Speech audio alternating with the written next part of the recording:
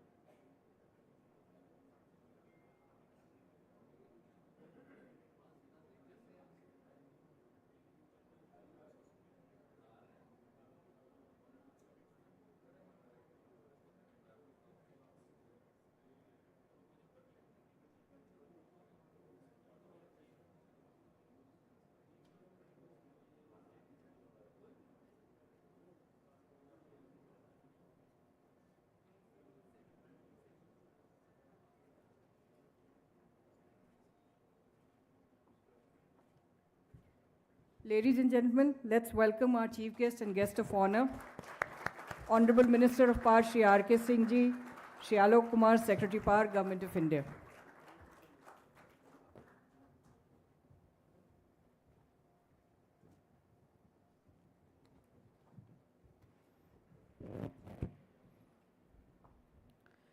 Ladies and gentlemen, it gives me great pleasure to welcome you all on behalf of EMA at the launch ceremony of the 15th edition of ELECRAMA. We are most fortunate to have the full power of the Ministry of Power with us today here. Shri R.K. Singh Ji, Honorable Minister of Power, New and Renewable Energy, is here with us. He spared that time very kindly. Shri Alok Kumar, Secretary Power, has also spared the time. Both of them are very familiar with EMA and ELECRAMA and have a lot of affection for us. So let's once again give them a very warm welcome.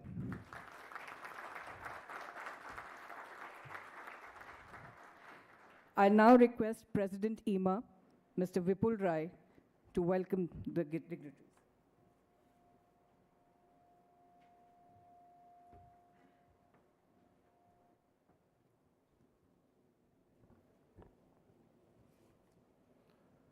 Honorable Minister for Power, New and Renewable Energy, Shri R.K. Singh Ji, Shri Alok Kumar Ji, Secretary, Ministry of Power, Chairman ELECRAMA, Jitendra Agrawal, my colleagues Rohit, Senior Vice President EMA, and Hamza, Vice President EMA, Director General Charu Mathur, friends, industry, media, ladies and gentlemen.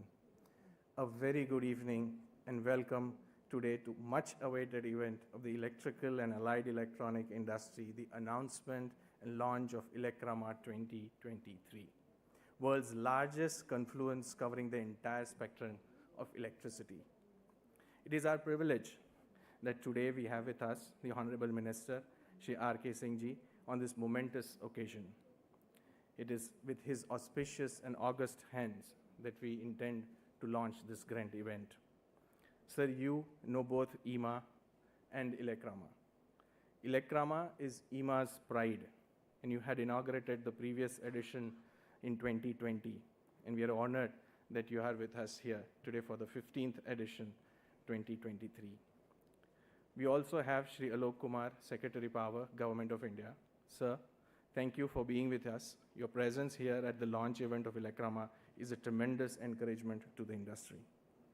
We thank the Ministry of Power for its continued patronage to the Indian electrical industry and ELECRAMA, and it is to be applauded.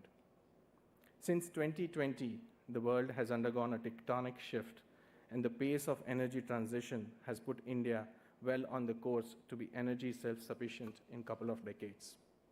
The Honorable Minister has talked about energy transition, and quite often we believe that electricity will become the dominant source of energy. This is music to our ears, and this opens a world of opportunity for our industry. The Honorable Prime Minister has also articulated his vision of energy independent India by 2047. This is a big encouragement for the citizens of India and for our industry. Your ministry, sir, is the helm of spearheading the path to this vision. You have championed some path-breaking initiatives like the very recent action plan, which is aimed at easing compliance-related issues for our industry and consumers. The QCBS announcement, encouragement to new technologies like green hydrogen, EV-related incentives, promoting Atmanirbhar Bharat, PLI schemes for semiconductors, solar PV modules, DISCOM reforms, RDSS scheme, to just mention a few. In fact, we were also very fortunate to interact with you during the difficult periods of COVID lockdown, and you have been kind enough to work on the liquidity easing issues for us as industry members. Thank you very much, sir.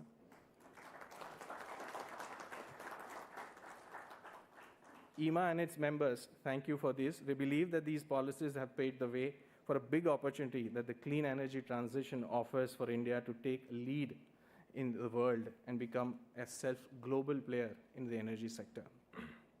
Keeping in view the next 25 years, the Amrit Kal period, EMA has come up with a broad overview of Vision 2047 for electrical and allied electronics sector. We believe that there's going to be an 8x growth per capita in energy consumption, that energy transition will be led by EV, storage, green hydrogen value chain. My colleague Rohit will outline this shortly. EMA has worked in the recent past in partnership with Ministry of Power to be Atmanirbhar Bharat in terms of domestic content for import substitution, national interest issues such as cybersecurity, streamlining supply chain issues such as CRGO. This is a real, true sense, a partnership that we have been enjoying in the recent past and also forever. The upcoming 15th edition of ELECRAMA 23 will mainly focus on such opportunities and position India at the fulcrum of futuristic technologies, solutions required for sustainable growth, and work towards our commitment to net zero and COP26. My colleague and Chairman ELECRAMA, Jitendra Agrawal, will also elaborate a little more on the key aspects of the 15th edition of ELECRAMA. I'm pleased to share with you that we have also signed a memorandum of understanding between GIZ Germany and EMA today at the Collaborating Country for World Utility Summit. This will be a co-located event at ELECRAMA, and Germany will partner with us for technological inputs on this subject.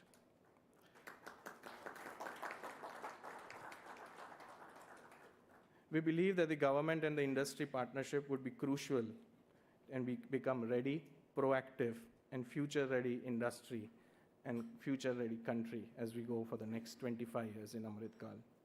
I also take this opportunity, sir, to acknowledge the presence from various overseas delegates and foreign embassies from France, Canada, Germany, UK, Egypt, Indonesia, Nepal, Austria, and Denmark.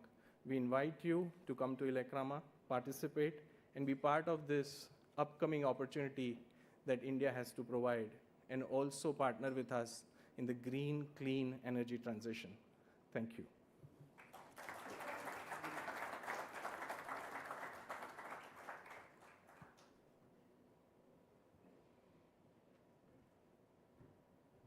Thank you, President.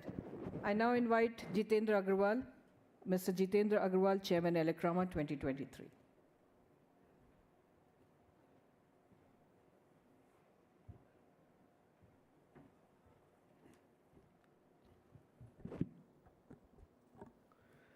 Good evening, friends. Thank you, President, Honorable Minister, sir. Thank you for gracing this great occasion. Honorable Secretary, sir, President EMA, my colleagues Rohit and Hamza, Director General, friends from industry and media. Thank you very much, everyone, for attending this auspicious occasion for all of us. Because EMA, ELECRAMA are the synchronized form of electricity. And for EMA members, ELECRAMA is not an exhibition. We are very close to our heart. We are very emotional about it. So as you heard from the President, ELECRAMA for us in EMA and our membership is not just an event. It's an emotion very close to us. Since its inception in 1990, it has grown from 250 exhibitors to 1,350 exhibitors in the last edition. And we are pretty confident that next edition of it will cross these numbers. Industry, be in India or overseas, has been keenly looking forward to talking to us, because it's a biannual event always, but this time due to COVID, it is happening after 3 years. We have been getting so many calls from our members, from the industry across the globe. When is ELECRAMA going to happen? So today is the day when the whole world will know when is the ELECRAMA 23 going to happen. Energy transition currently underway is propelling electricity as a dominant form of energy. So much so that very shortly, energy will be synonymous with electricity. Since our childhood, we have always seen one thing: oil is the energy for the humankind. Mark my word, friends, electricity is going to be the energy for the humankind in the next decade. And what is EMA? We are all about electricity. The future is ours. There is a huge business potential riding on the increasing relevance of smart grids, EVs, smart meters, charging infra, renewable, green hydrogen, energy storage. Along with this need of mobilizing investments in RE and through different business models, such as CapEx, OpEx, TOTEX, the government is also opening up so many opportunities for the electricity industry in different business models, which is absolutely phenomenal future ahead of us. Indian electrical equipment industry today offers an unbeatable value proposition of global technology, quality standards at competitive, and yes, we are economically priced too, which is the strength of India. We are great engineers. We are cost of economics is great. So the whole world is looking to India as the next manufacturing hub. In line with the government of India vision, EMA has also prepared a vision document, which President just mentioned.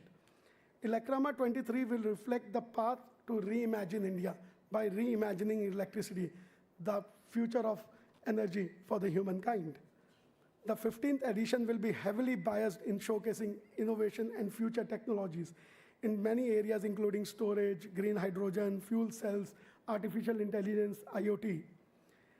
It will also talk about sustainability through energy conservation, carbon net zero, and smart consumption. So as and when the humankind will become smart, automatically the consumption will become smart. And once the human becomes smart, the consumption becomes smart, automatically we start moving to the carbon net zero dream, which we all see as humankind. Opportunities for startup ecosystem, because we believe that a startup ecosystem is must for supporting the growth of industry. Till today, as India, we have seen most of the unicorns from the software, from the IT, from the tech industry, but we have not seen the software from the manufacturing side, the unicorns. With the way the electricity is going to become the energy for the world, for the humankind, we will have many unicorns coming from the manufacturing. So truly envisaging the Make in India and the Made in India dream of the Honorable Prime Minister. New business opportunities where massive capital investments are being made, railway, metro, airport, defense, smart cities, smart buildings, EV ecosystem, everything, electricity will become the energy. Reliability, quality, and safety of electrical products and equipment to strengthen the core of transmission and distribution. We have always been focusing on that. Strengthening the supply chain through vendor development, exploring pathways for small and medium enterprises is very critical. And today, our own members, our manufacturers in India are definitely becoming the part of the global supply chain. And ELECRAMA brings a great platform for them to showcase them the world, what they are capable of doing. Needless to say, this vision will require right skilling through talent upgradation, and ELECRAMA will focus on that also. Of course, if you want to make a right product, right skill is a must, as simple as that.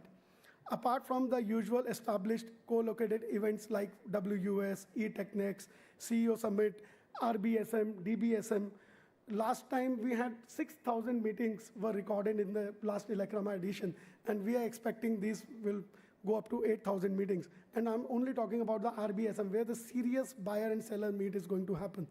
A noteworthy feature of ELECRAMA 23 will be special innovation hub for showcasing next generation technologies and innovations. The industry is coming out from the effect of pandemic. ELECRAMA will provide a much needed networking and product showcasing opportunity. Friends, we are meeting almost after 2 years. I think this is the only physical event in EMA happening after 2 years. And all see the faces, everybody is so happy. So this is what we want. We want to come out of the virtual world. We want to learn from the virtual world, but get into the physical world. So ELECRAMA is the showcase for all of us. We are confident that ELECRAMA will play a catalyzing role in achieving the $5 trillion economy dream. I look forward to welcoming you all in ELECRAMA 2023. Jai Hind. Thank you.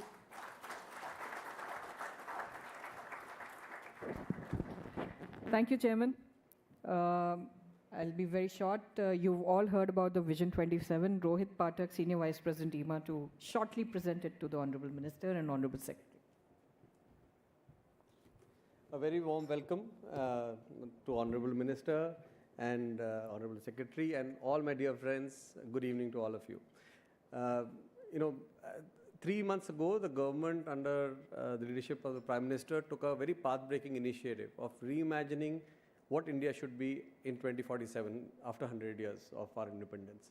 And over the last few months, we have worked with all our industry members as well as the government to lay out our vision for our sector of what it should be. And we've called it 100 years partnership because EMA was also started just after independence. So 100 years of partnership of electrifying, digitalizing, and greening India. Yeah. So overall, I'll give you a brief introduction of where we have, what we are saying, what is the possibility, and we'll be happy to engage on details with all of you later. So overall, the industry has been a very strong pillar of the economy, been a steady performer. Even in the COVID times, we have maintained our tempo. We have built up our exports also as 3% of the exports from the country. And now the industry on the manufacturing side is close to about 1.7 lakh crores, but we are still a net importer. But if I look at a 20-year period, we have worked with to help drive a 4x growth in the generation in the country, a 3x growth in the transmission in the country, a 6x growth in the substation capacity in the country. And this has resulted in a 3x growth in the per capita consumption going from 400 kilowatt per person to 1200 or so as of now. So that's quite, while we can feel bad at times, but I think if we look at a 20-year picture, we've done a fairly reasonable job. I would also like to highlight that over the last 2 years, we have also partnered very closely with the Government of India and the Ministry of Power to drive a transformational effort of making in India and going vocal for local. Things like import substitution. 9 products were identified jointly which have moved into making in India as part of the scheme. The public procurement, the recommendations of the minimum local content were accepted by the ministry and put forward. Cybersecurity has been something that we've been working along with the ministry and some of the other associated ministries in the government to develop a framework of how we'll make it happen. And the guidelines around this have already been issued by the ministry. ALMM is again one area where, along with the CA, we have been working to try and see how to create at least the major products which can come under the ALMM. Standardization initiatives. This has been a very important part as we move from electrifying to ensuring quality electricity. How do we ensure that there is standardization of our various equipment and systems? That has been a big effort where we've been working with the government. Several inverted duty structures have been corrected. Rationalization of customs duties has been done, especially in areas like smart meters and populated PCBs. And anti-dumping duties, where we felt the Indian industry was being hurt because of imported dumped products. The government has moved on that also. So I would just sort of like to end this section of this vision by saying a lot of progress made. We work very closely with the government, and I think we have got full support from the Ministry of Power. And but still there's a big opportunity ahead. So overall, the net global net zero transition will be a very large opportunity, right? Just few key numbers. 70% of the power will come from solar, wind, onshore, offshore together, and maybe a few other renewable sources. Energy efficiency will create a huge industry in itself, where the efficiency targets that people are working on are very, very bold and large.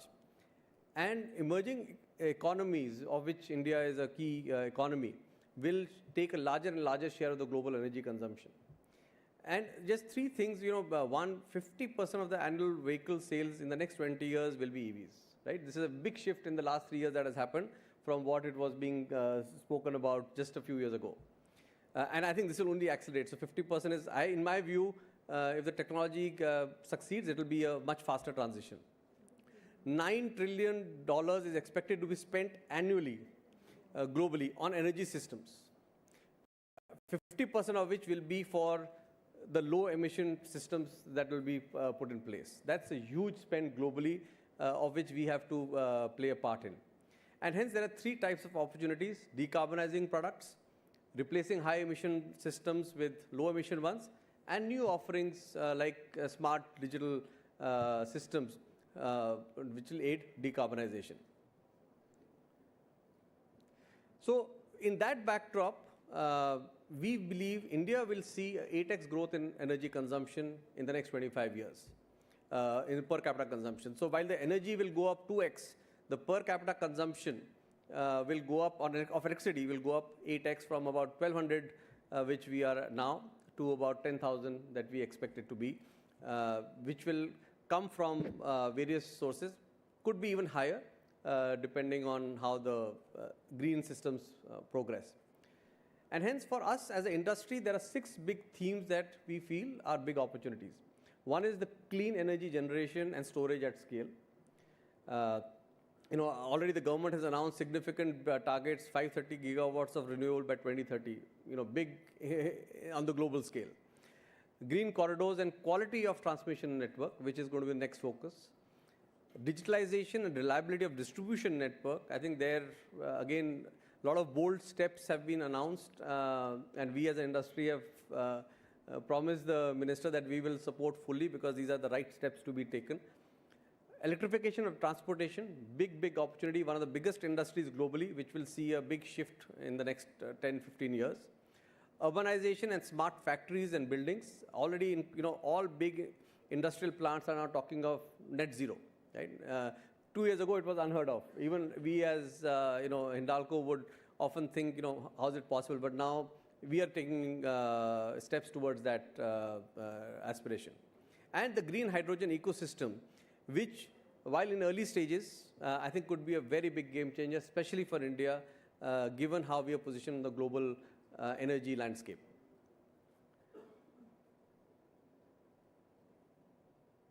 Yeah, sorry, we've gone back.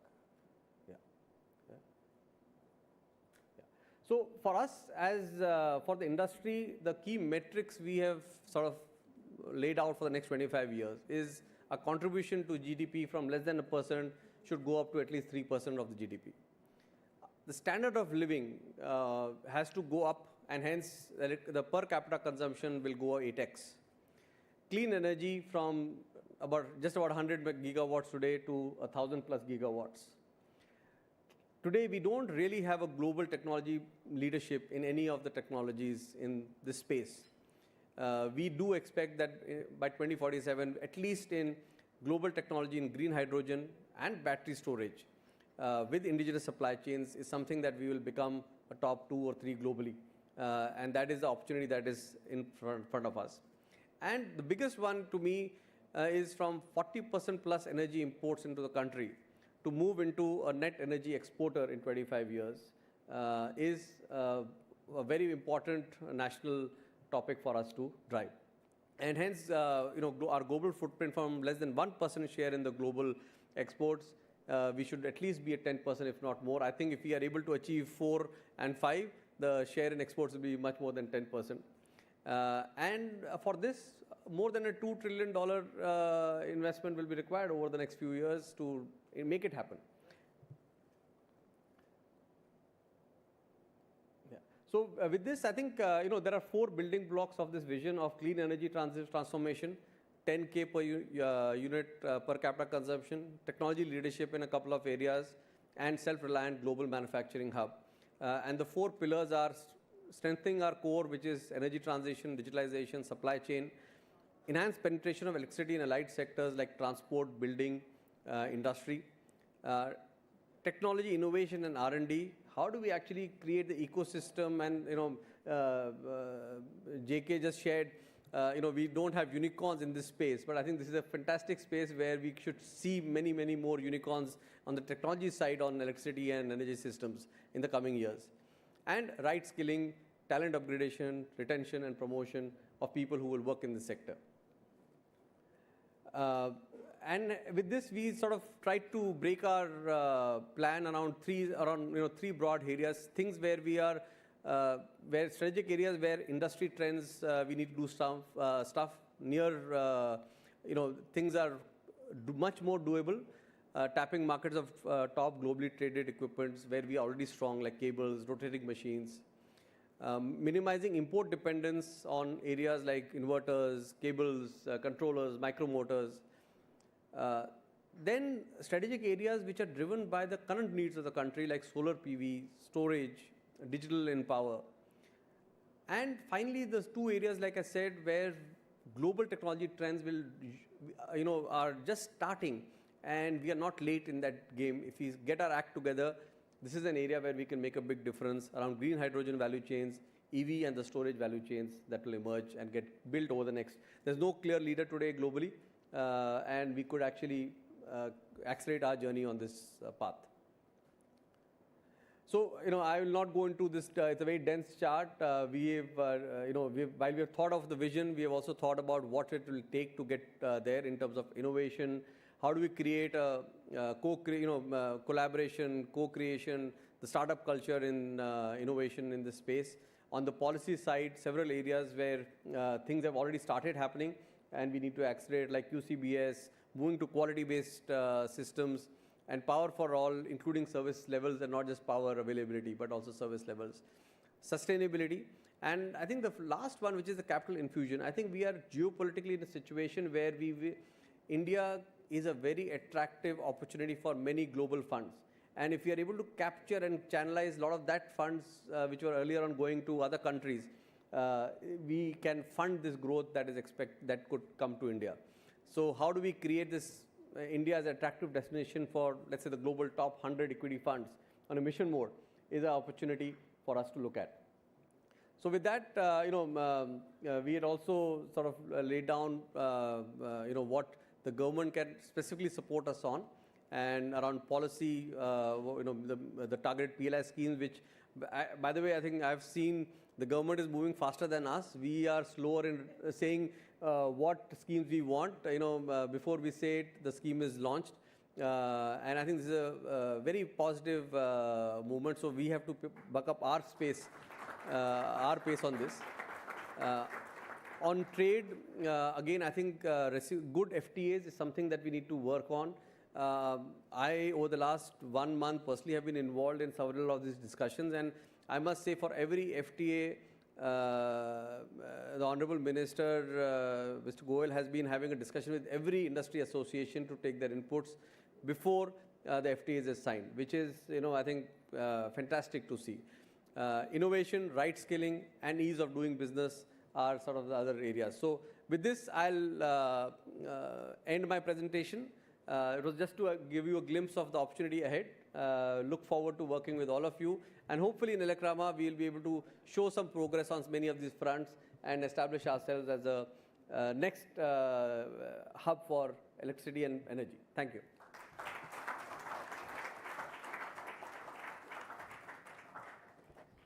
Thanks, Rohit. Now for our guest of honor, welcome Shri Alok Kumarji, Secretary Power, and request him for a vote for his remarks.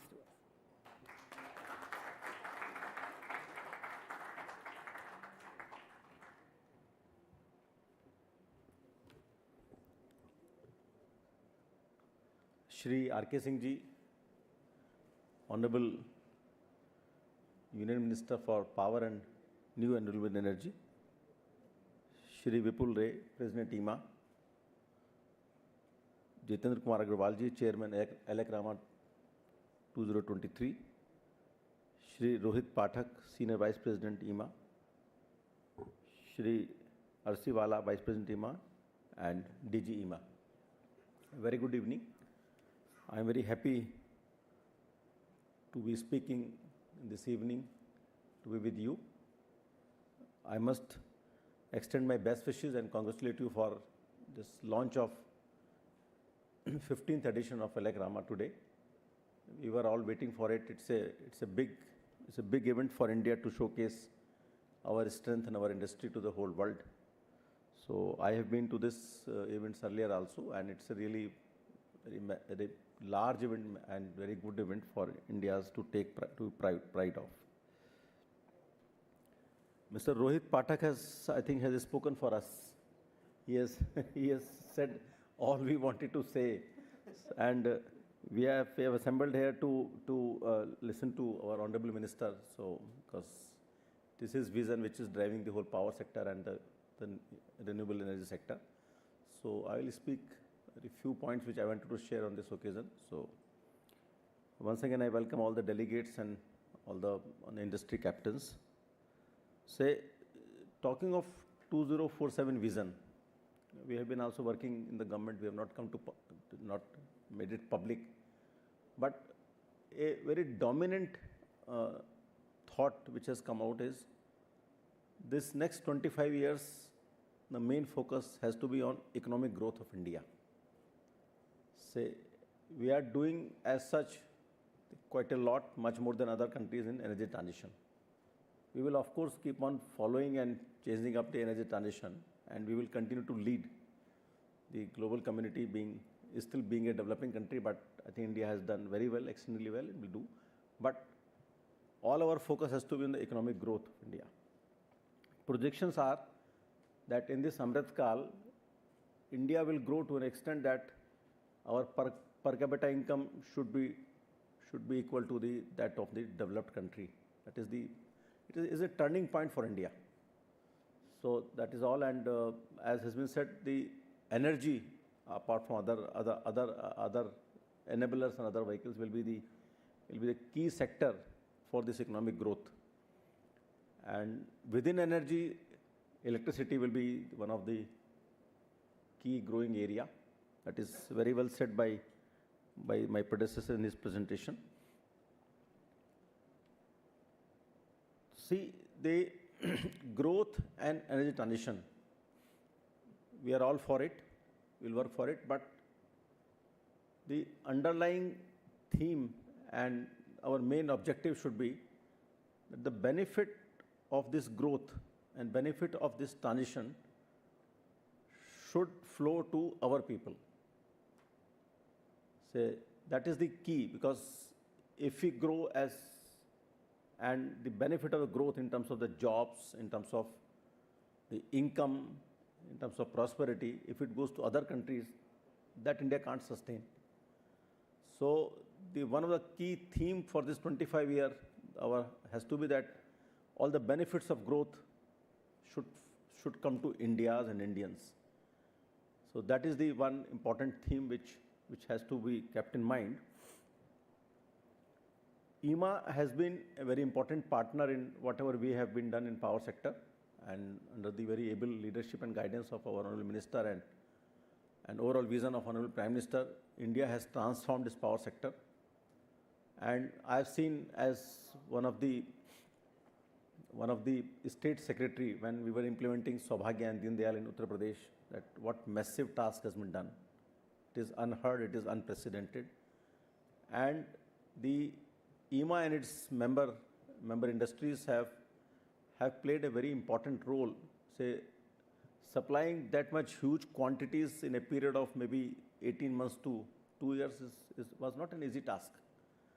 So EMA, I must appreciate, the EMA as an industry has risen to the occasion and it's contributed to that transformation. Going forward, we have seen some projections in terms of we will grow 8x in terms of energy and electricity and all. That's very true. What we are working on, that currently about 18% of India's energy requirement is met by electricity. And projections are, it will reach anywhere close to 40% by 2047. But this is not 40% of the today's energy. It is 40% of double the energy. So electricity will grow exponentially.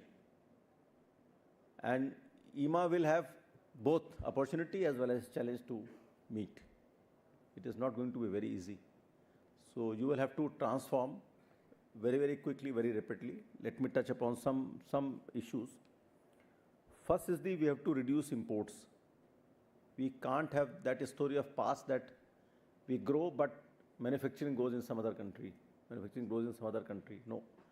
India has to now anchor all growth in manufacturing has to come to our country. The benefits of job have to flow to our people.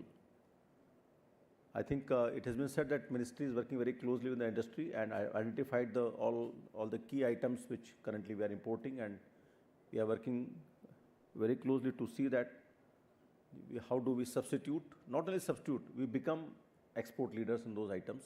So we set up industries not only for India's growth, but also for becoming an export leader. We have also taken up the testing facilities of international standards in India for your products. That is another vision which our minister has asked us to do, and our CPRI is on that job. Very quickly they will get international ISO certification also, and we have sanctioned a very large scheme for upgrading their testing facilities. I am also very happy to share with you that we have already launched an initiative of setting up first manufacturing zone for power sector and for the renewable energy sector. So we will be very shortly calling bids from the states, and we will invite you that you participate and set up your industry in that manufacturing zone. Government will support it in terms of infrastructure, testing infrastructure, common infrastructure and all. There's one more important thing we were looking at the presentation, is the new distribution reform scheme, the RDSS. RDSS is being seen by different people from different perceptions. So somebody looks at, we will get money to invest in states. We are looking for it's both the capex as well as the reform. And EMA must appreciate the growth in electrical industry will not happen unless until DISCOMs are financially viable and sustainable. They cannot run the way many of them are being run today.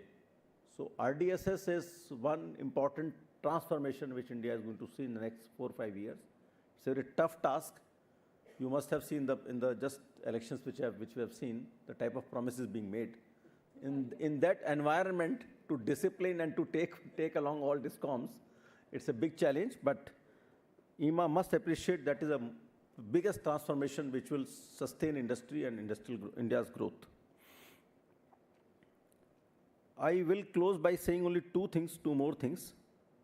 The demand of electricity will grow also outside discoms.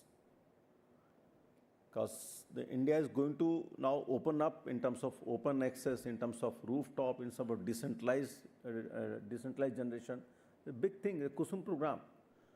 So the growth will happen on both accounts, within discoms, through discoms, and outside discoms. That is one transformation. You will have to work for much for decentralized solutions. EMA historically has been for big transformers, big substations, but EMA must also focus for small applications, decentralized things. Another thing is that technology will change very fast in this 25 years. Whatever you have seen, I think changes have come in 15 years, 20 years, but you will see that changes will come in 5 years, 4 years. A smart meter is before us. And I think you will have to run faster to meet what government wants from you. So if you have to roll out 25 crores of meters in 3.5 years, I don't see that EMA seen supplying those meters. We're still facing crunch. So EMA has to run faster, change faster to support India's growth. That is one thing which I believe. One last thing is, India also has an ambition of promoting clean cooking in our houses. And electric cooking will be a big major change in the next maybe 8 to 10 years. So these are just examples. So I will close this talk by saying that EMA has supported India's growth, and I wish and I really that it will continue supporting India's growth. You will be a partner. But see that you work for growing manufacturing in India, for India's youth, and you will have to be very fast and quick to catch up with the technological changes in these next 25 years. Thank you very much. Thank you.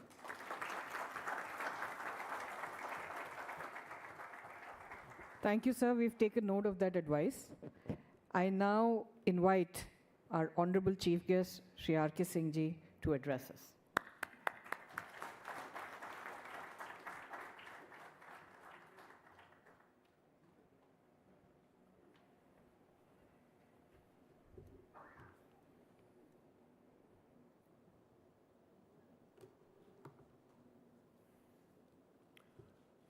Shri Alok Kumar, the Secretary, Minister of Power, Shri Vipul Rai, the President of IEMA, Shri Jitendra Agarwal, the Chairman, ELECRAMA 2023, Shri Rohit Pathak, the Senior Vice President of IEMA, Shri Hamza Asriwala, the Vice President of IEMA, Ms. Charu Mathur, the Director General of IEMA, friends from the industry and media.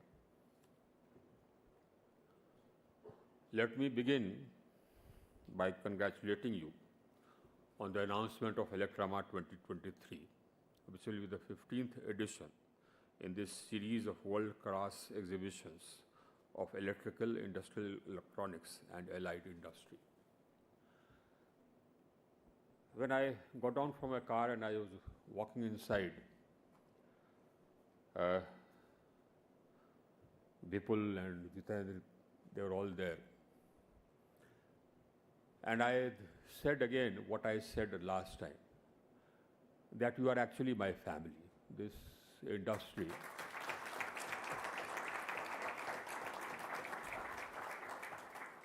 This industry is our industry. And in our industry, for the past 5-6 years, we've brought about a huge transformation. In the past 5 years, we spent about 2,02,000 crores in strengthening the distribution systems. 2,02,000 crores. We've expanded, this is only distribution. If you talk about transmission, from 2014 till date, we added about 1,62,000 circuit kilometers of transmission lines. And we added almost a similar number in terms of generation capacity, almost about 1,60,000 megawatts of generation capacity. So transforming our country into a power surplus country, making sure that that power reaches everywhere, making sure that the availability of power in rural areas has gone up from 12 hours on an average in 2015 to 23 hours today on a national average in the rural area. So this is a transformation we have brought about. We've connected 28 million homes, more than 28 million homes, and carried out the largest program of expansion of access ever in the history of electricity in the world, in any country. In no other country have so many homes been connected in such a short time of 18, 19 months, connecting 28.6 million consumers. No other country has done that. So this is a transformation which is going on. It is ongoing. Whether you talk about the generation, we have another transformation ongoing. You talk about transmission, we have another sort of transformation ongoing. You talk about distribution, we have another sort of transformation ongoing. We are going to spend about 3 lakh crores under the revised distribution scheme. So that's 3 lakh crores again in the next 4 or 5 years. We are a huge country. Our demands our power demand is increasing. It will continue to increase, and it will continue to increase at a rapid pace. And therefore, we have to increase our systems. We have to strengthen our systems, and you have to be ready to meet all the equipment required. I say to all the manufacturers around the world that we are the biggest market in the world, and we shall continue to be the biggest market in the world right till 2030, as we undertake an energy transition on a scale which has not been seen anywhere. We've added about 160,000 megawatts of non-fossil fuel capacity. Now, today, our non-fossil fuel capacity is 160,000 megawatts, which is more than 40% of our established capacity, almost about 45%. And we have another about 68,000 megawatts under installation, and another 27,000 megawatts under bid. So that energy transition will continue, because we are going to add 500 gigawatts of renewable energy capacity by 2030. 500 gigawatts of energy capacity by 2030. We are already the fastest, our rate of growth of renewable energy capacity is the fastest in the world.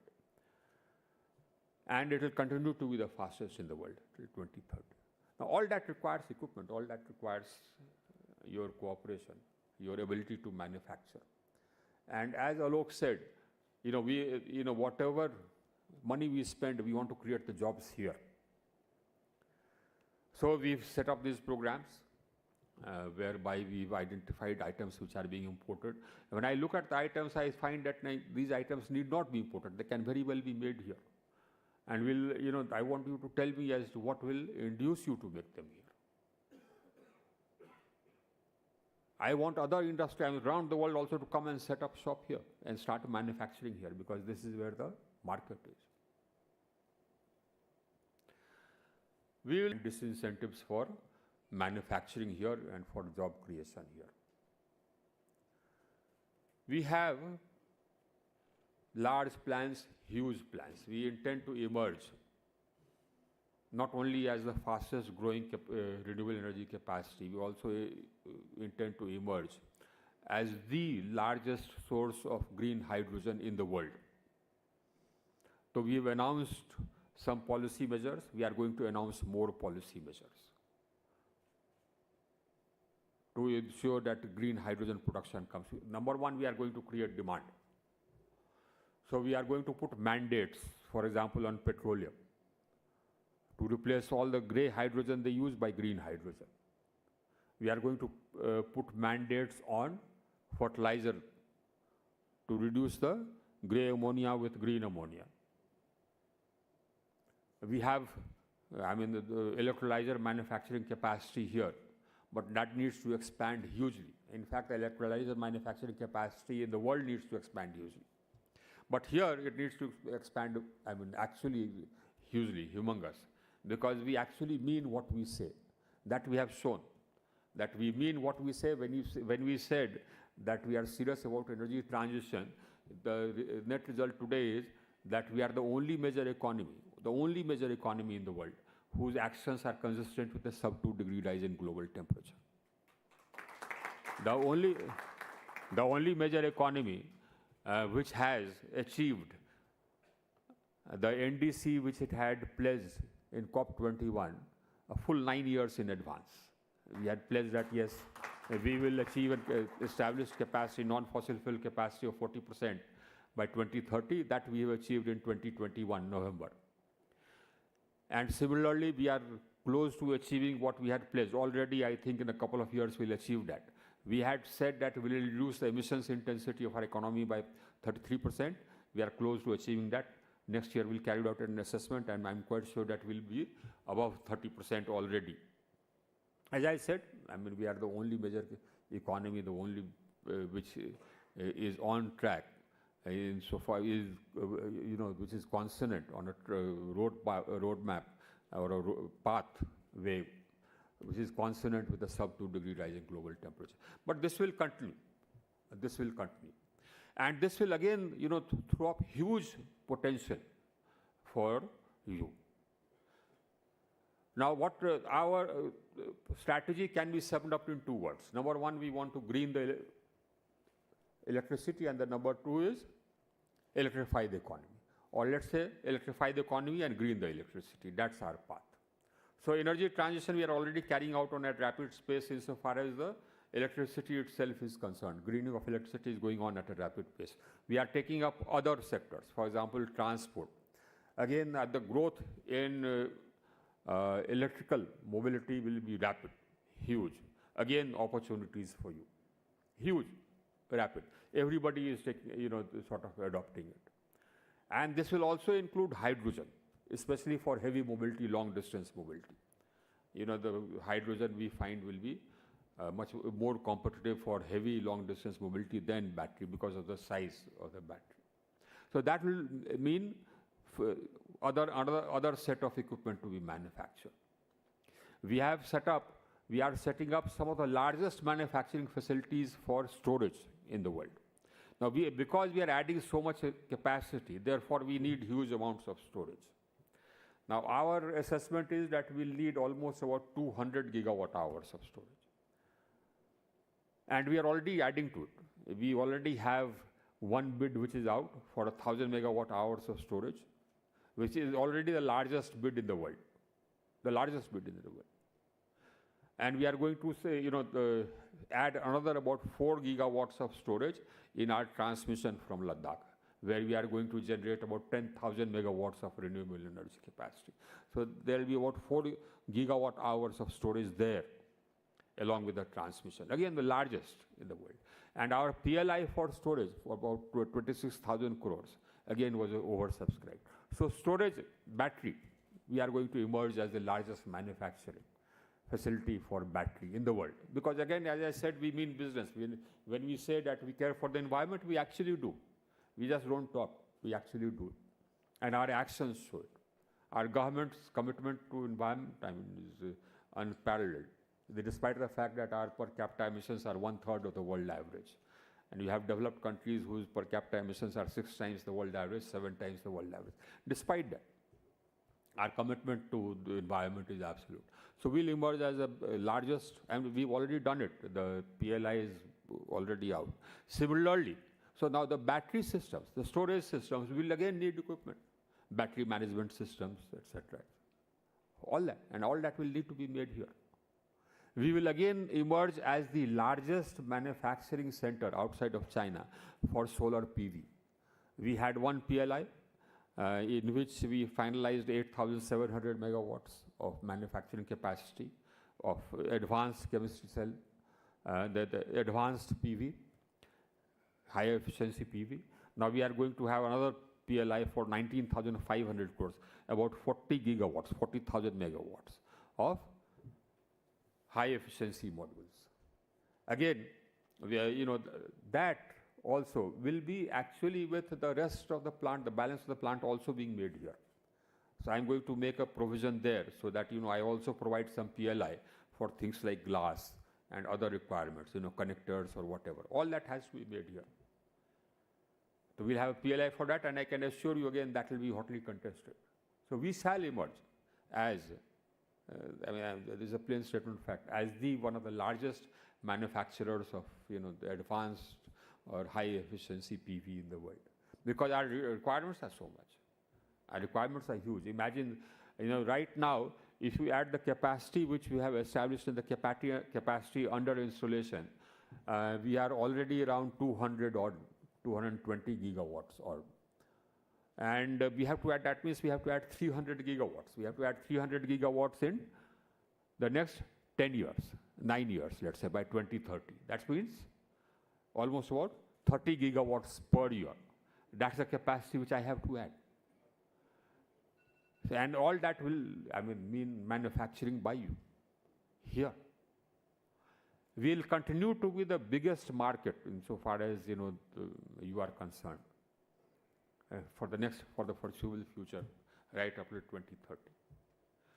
The other field we are going to venture into, of course, is offshore wind. Again, we have ambitions of setting up at least 70,000 megawatts of offshore wind. An entirely new line, a huge line, and a line with a huge potential for future.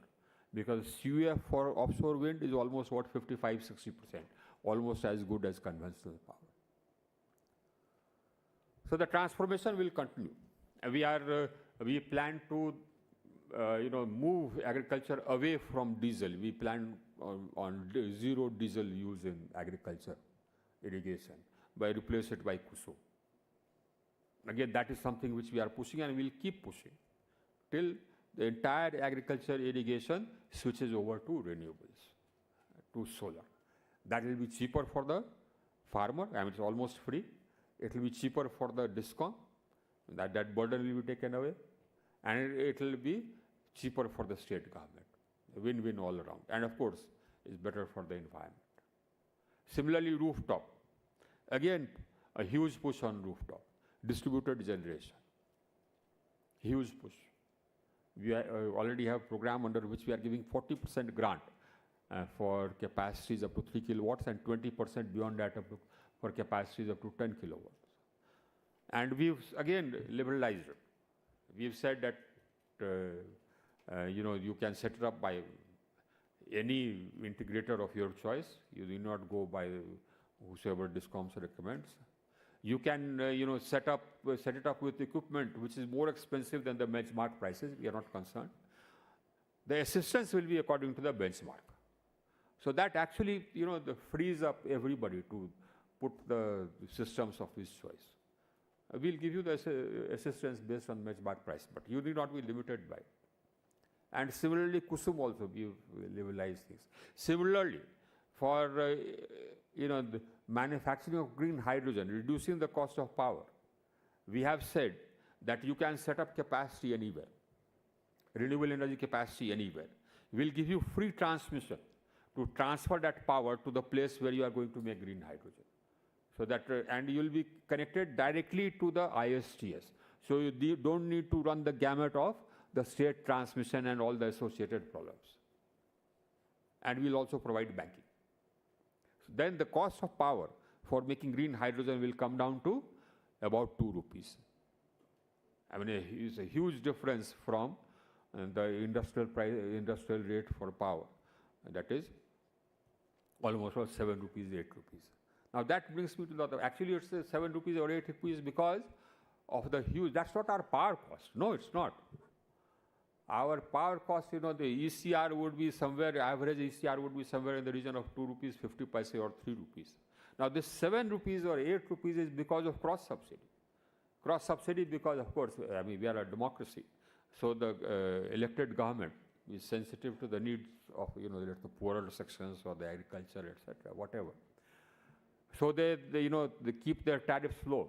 And that burden, large part of it is passed on through cross subsidy to industry and to commerce, to the business side. Now we keep communicating with the state governments, that this dampens the industrial growth.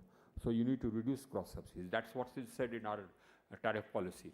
But, and for elected governments, politics is everything. So open access. Open access. Now, as I said, and this has been mentioned earlier also, so the one challenge, of course, remains. You see, we are going to spend about more than 3 lakh crores on further strengthening the distribution system, so as to make it future ready and modern. You know, have modern systems, have SCADA in all the towns, have distribution management systems in all the major towns. These are our, have smart distribution systems backed up by smart meters on a prepaid mode. Now, these are what we are going to do under the new scheme. But this is all conditional. This is all conditional on the distribution companies which are making losses, working, you know, laying down a trajectory for loss reduction, listing out the steps which they will take for loss reduction, getting their state's commitment to it, and adhering to that. So they'll be able to draw money till so long as they adhere to it. Now, one thing, you know, as I said, this is a challenge. I mean, transforming DISCOMs is a challenge, but we have done quite a bit on meeting that challenge. And of course, it's true that unless and until we solve the problem of the state-owned DISCOMs, the problem is only of state-owned DISCOMs, not the private DISCOMs. They're all in a profit. Some state-owned DISCOMs are also in a profit, but very few. Now, we have sort of made some progress in putting in place measures to make sure that the elected governments behave more responsibly. For example, post-COVID, liquidity infusion was required. So we made that conditional. We said that fine, we'll give you liquidity infusion, provided you sort of take the following pledges for loss reduction, which means make sure that your tariff is up to date, make sure that, you know, the subsidies paid, the government departments paid their dues, etc., etc. And we are following up on it. That was one. Then after that, because of COVID, the Finance Commission, the 15th Finance Commission, they provided for an additional borrowing window for the state governments to borrow over and above their FRBM limits. Now, part of that window is contingent on electricity reforms, power reforms. That is what the request we had made to the Finance Commission, and they agreed. And that is effective. Now, all these reforms are, you know, when we proposed them, people said that now, I mean, no state government will agree to it, no DISCOM will agree to it. But once we made it conditional, everybody is agreeing to it. They need to borrow money, and so they take the, you know, they make the commitment that, okay, fine, I will make sure that, you know, the subsidy is announced on a per unit basis, that the number of units which goes to the subsidized categories is actually accounted for, and the subsidy is paid on time, that the tariff is up to date. They are all making these commitments. So actually, you know, basically, many elected governments become more scared than they actually need to be. Because ultimately, when you put these things into place, nothing happens. I mean, the world does not turn upside down, there's no earthquake, etc. When we privatized the UTs, again, I mean, there was some attempt at some strike for a day or 2 days, but that's it. It fizzled out. So our privatization has happened. So if you stand the course and stay the course, it will happen. Now that's the message. So that's the message I try to get across to my interlocutors in government. That you know, you need not be actually very apprehensive. If you stand the course, stay the course, it will happen. But we are putting in place, you know, putting things in place to induce responsible behavior. Again, you know, they used to finance part of it by you know, not paying the generators. So you have Genco dues outstanding for about 1,15,000 crores or something like that. Now we put in place a system of letter of credit. But it's another matter that, you know, many of the private Gencos are not invoking the letters of credit. That's because they don't want to get, you know, on the wrong side of the DISCOMs. But that is a weakness which the Gencos, private Gencos will have to overcome. As far as the government Gencos are concerned, NTPC, DVC, etc., their outstandings have come down to just about 2,500 crores. And they start regulating. Similarly, the private Gencos should also start regulating. You'll have to, you know, sort of run the gauntlet, as they say. You must stand up for yourself before somebody will stand up for you. Or, you know, even if I stand up for you, unless you stand up for yourself, it won't work. But we put in place the system. And similarly, you know, the other way of financing this was by taking loans from REC and PFC. Again, we revised the prudential norms. And we said that, okay, you are making a loss, you won't get any money from PFC and REC unless you put in place measures for loss reduction, and we'll monitor it. And we are doing that. And that we circulated to all the banks, got the RBI to circulate it to the Indian Banks Association, so that the banks also don't lend to loss-making discoms. So, we are making sure that the behavior becomes responsible.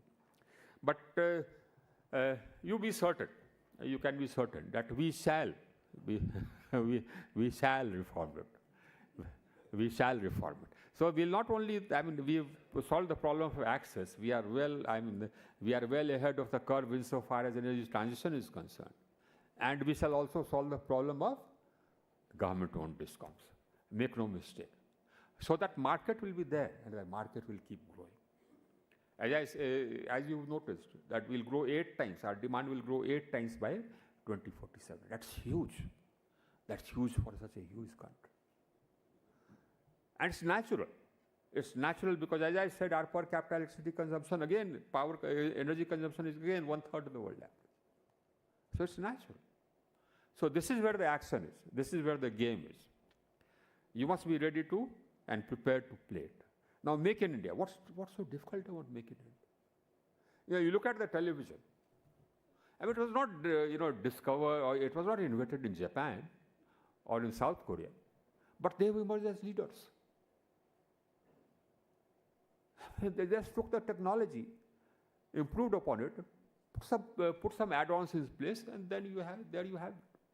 You have Sony, you have LG, whatever. You can do it. Just try it. Just try it.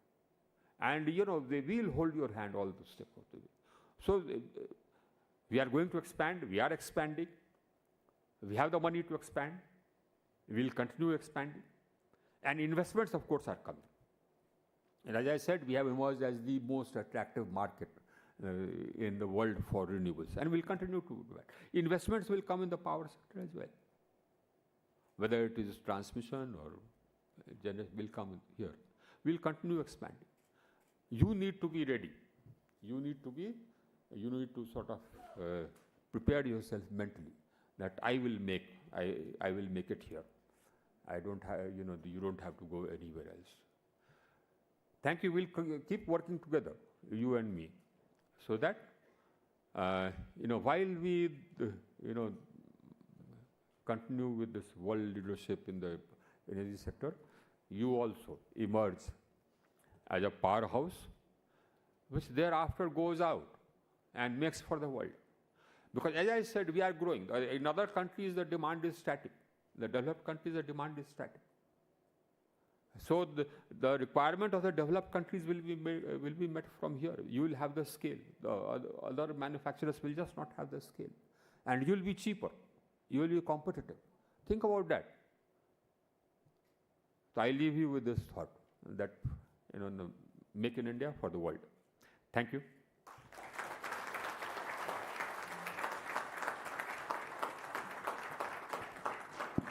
Sir, the mantra is very clear, Make in India for the world, and we need to be ready. So we've taken the message loud and clear.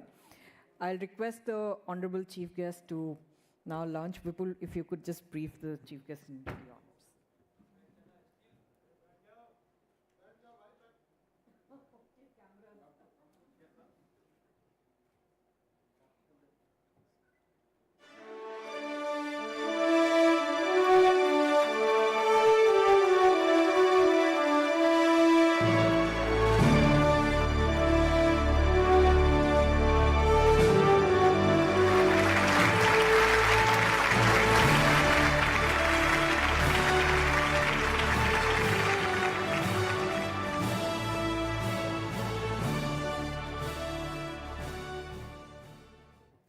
Play the launch video.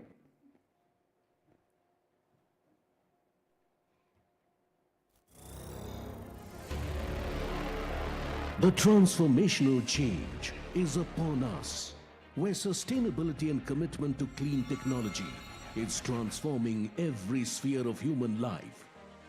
Powering this immense change is energy transition, a paradigm shift of such magnitude that is forcing us to reimagine energy as electricity and electricity as energy.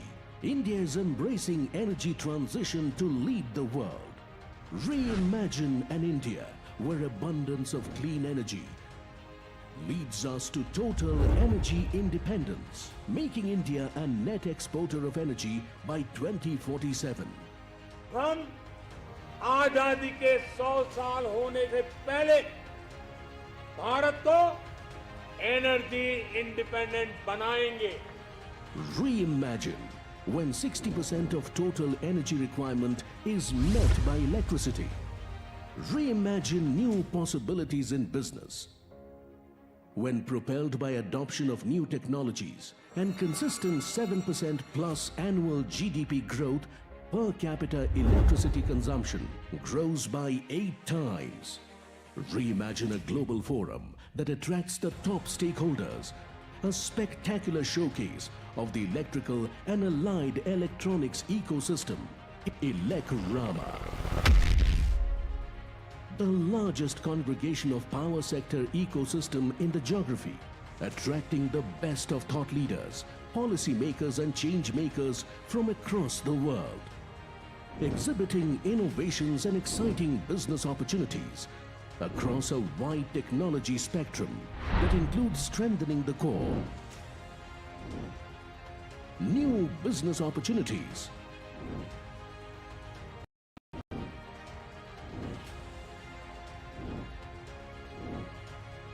strengthening supply chain,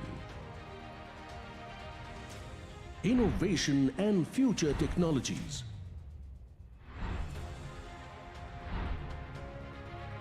Sustainability,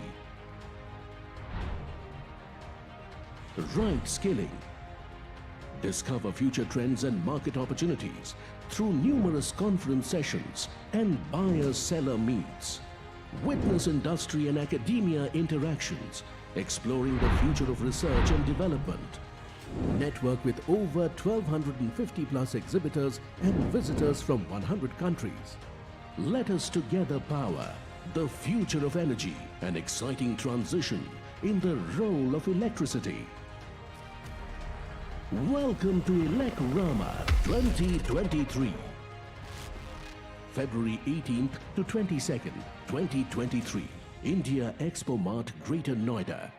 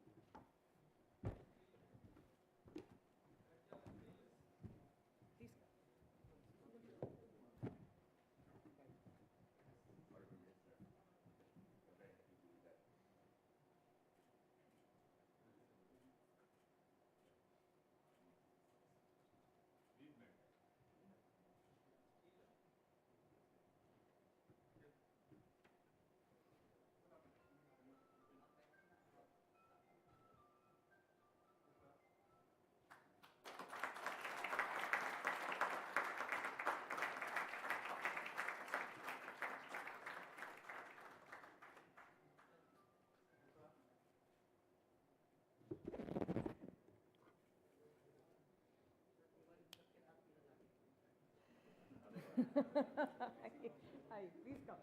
Please come. Please come.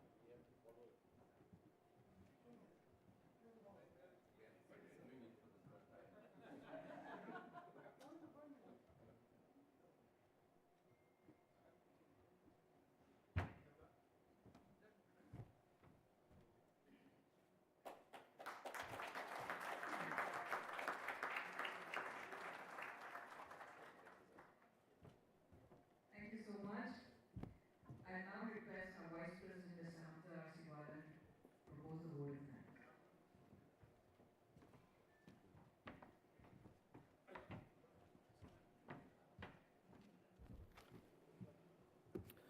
Thank you, Jaru.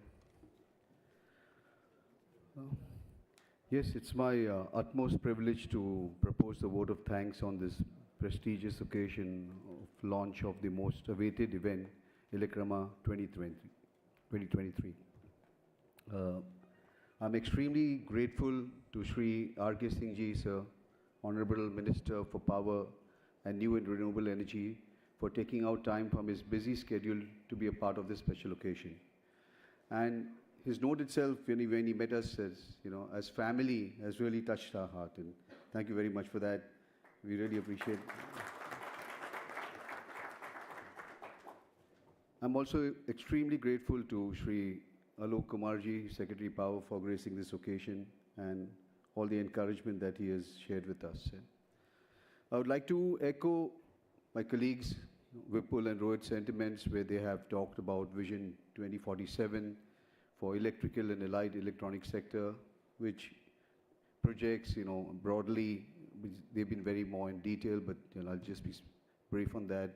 8x growth per capita energy consumption from 1,200 to 10,000 units. Energy transition led by transportation with EV and storage and green hydrogen value chain to be projected to emerge as global champion segments. Increase in electrical and allied electronics sector share in GDP to 3% from the current 0.85%. Share of electrical and allied electronics sector and exports expected to grow to 10% from existing 1%, and self-reliance in energy. These are all huge opportunities for us, going forward, and we are really must take this opportunity, be up to, building our capabilities and our strengths to ensure that we realize all these opportunities and this horizon that brings forward for us. My friend and chairman, Sri Jitendra Ji, shared about how this 15th edition of ELECRAMA will be heavily biased in showcasing innovation and future technologies in many areas, including storage, green hydrogen, fuel cells, AI, IoT, amongst others.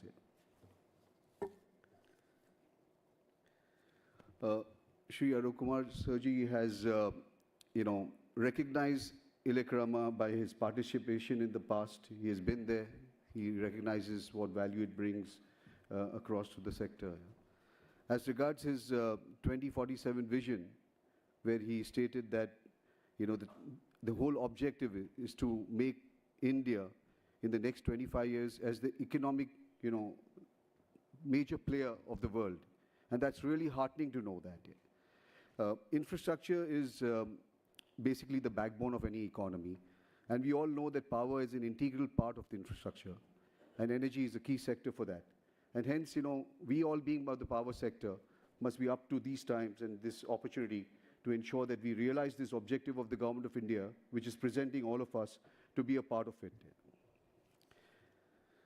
And ultimately also, I really appreciate the fact that this benefit must be then taken by the people of India by creating more jobs, more opportunities, education, well-being, and making India a better and bigger place as we are in this process and getting better and more bigger as we go along. Recognizing EMA as a key contributor to the power sector, and more importantly as India's growth, is also very heartening.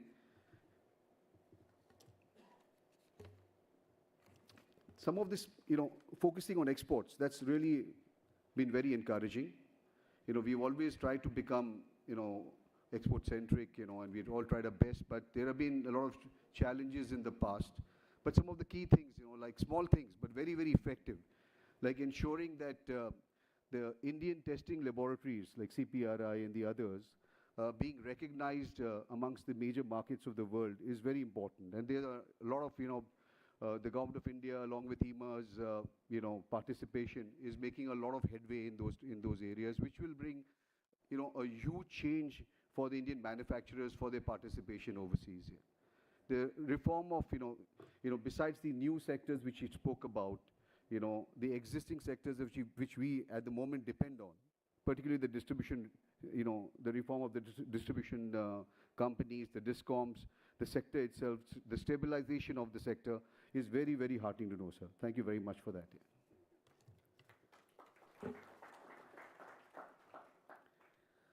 As you stated, sir, we've achieved a lot, A 2 lakh crore spent, over the, 2 lakh crore spent over the years, 28 million homes connected, largest expansion program. And this is just the beginning. We've achieved this, but I think we are going through a huge revolution of sorts in the power sector with the opportunity that you've spoken about, I mean, it's really heartening to know that you've stated that we will be the largest, storage manufacturing facility in the world. And, there are plans by the government of India putting in place, and that's a massive, massive opportunity for us entrepreneurs in the power sector. Thank you for that, sir. It's also very heartening to know that outside of China, we will emerge as the largest manufacturer of solar PV. And that's really fantastic to know as well. So there's a huge emphasis on the green way, green energy, green hydrogen, green power, renewables. And I think this is not only in keeping with the well-being of us in India, but also as a global objective. And India is up to it and far ahead of the others. And it's really happy and heartening to know that as well.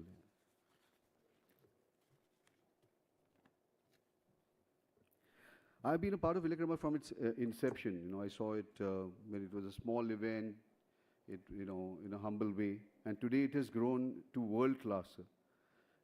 Visitors who come from all over the world have been astonished by the facilities that we have offered over there. And this is the impression that we create for them of what India is all about. It completely changes their mindset about what the capabilities and what strength India can bring for the global world to look at, and in keeping with the objectives of us becoming the largest manufacturing hub in the world, which is now on its way, I think ELECRAMA will be an opportunity for, showcasing for everybody that when we, have in its edition in January next year.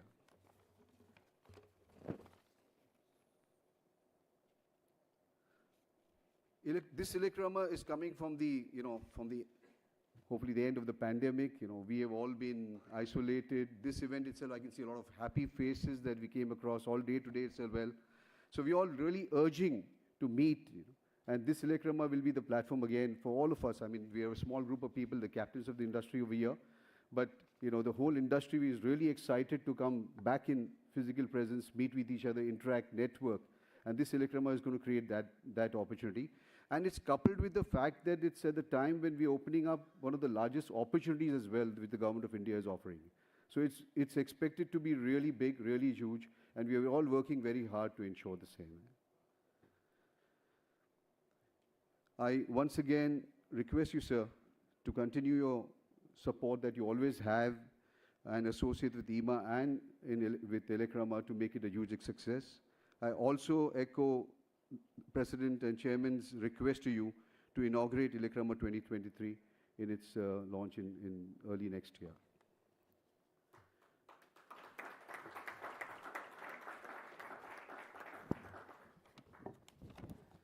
Finally, my gratitude to everybody who've come over here after long. It's been really nice, fun meeting with all of you all. Gratitude to the dignitaries from the various commissions across the world who have come over here. Thank you very much. I urge all of you all to participate in this exhibition. It's really going to be revolutionary for all of you all. It's a huge opportunity, a huge platform for interaction, and it'll help, build partnerships and, build connects, exchange technologies, a great opportunity, a great, meeting point. Thank you also very much participation today from various government and public undertakings, from CA, I believe, REC, PFC, and others for gracing this occasion today. Thank you, captains of the industry, past presidents, for coming today, for your support. You all have contributed to the cause of EMA over the years, and we count on your guidance and mentorship as we go along this journey in the future. Thank you very much, sir. And last but not the least, to all my dear friends and colleagues from the industry, thank you very much for coming today, and request all of you all to participate in this edition of ELECRAMA. It's really going to be useful, and it's going to really help not only the industry, but all of you all as well. Yeah.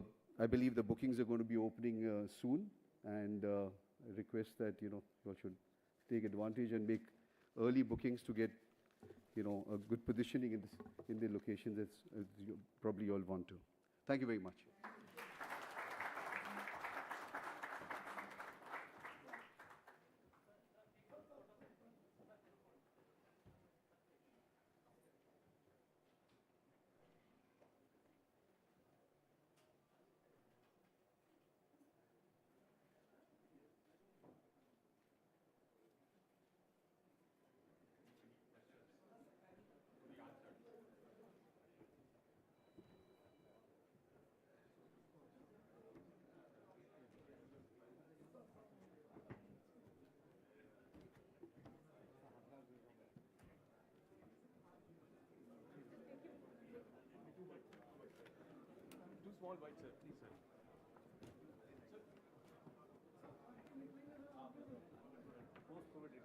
अच्छा, okay, okay.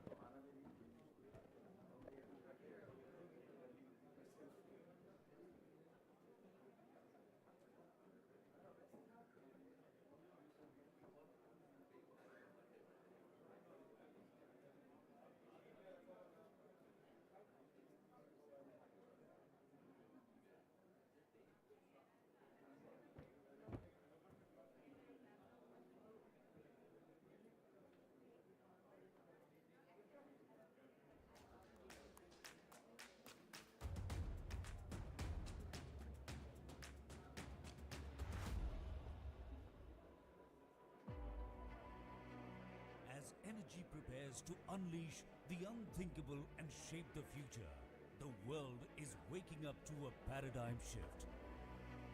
Today, India is all set to embrace energy to power its transformation, shaping its will to lead the world and reimagine possibilities. With abundant clean energy to realize India's idea of total energy independence. आज भारत को ये संकल्प लेना होगा कि हम